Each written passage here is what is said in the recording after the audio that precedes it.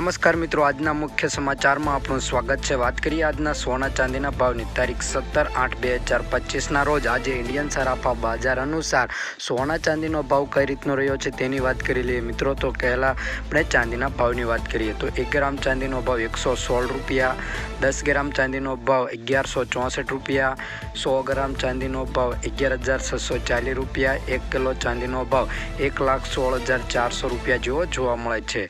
ગઈકાલની તુલનામાં મિત્રો જોઈએ તો 1 કિલો ચાંદીના ભાવમાં 200 રૂપિયા લગીનો વધારો ગઈકાલની તુલનામાં આજે ચાંદીના ભાવમાં મિત્રો જોવા મળી રહ્યો છે અને જન્માષ્ટમીના દિવસે ચાંદીના ભાવમાં થોડોક વધારો જોવા મળી રહ્યો છે।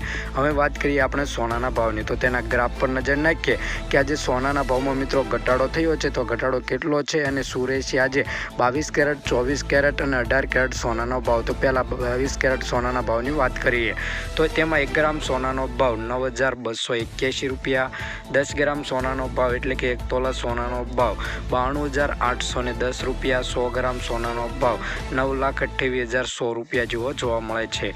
ગઈકાલની તુલનામાં વાત કરીએ તો 100 ગ્રામ સોનાના ભાવમાં 2200 રૂપિયા લગીનો ઘટાડો ગઈકાલની તુલનામાં જોવા મળી રહ્યો છે અને મિત્રો ચાંદીના ભાવમાં જે ઘટાડો થઈ શકે તેવી જાણકારી મળી રહી છે। તો પહેલાં અમે વાત કરીએ 24 કેરેટ સોનાના ભાવની, તો શુદ્ધ સોનાના ભાવની વાત કરીએ તો 1 ગ્રામ સોનાનો ભાવ 10,123 રૂપિયા, 10 ગ્રામ સોનાનો ભાવ એટલે કે 1 તોલા સોનાનો ભાવ 1,12,30 રૂપિયા, 100 ગ્રામ સોનાનો ભાવ 10,12,300 રૂપિયા જેવો જોવા મળે છે।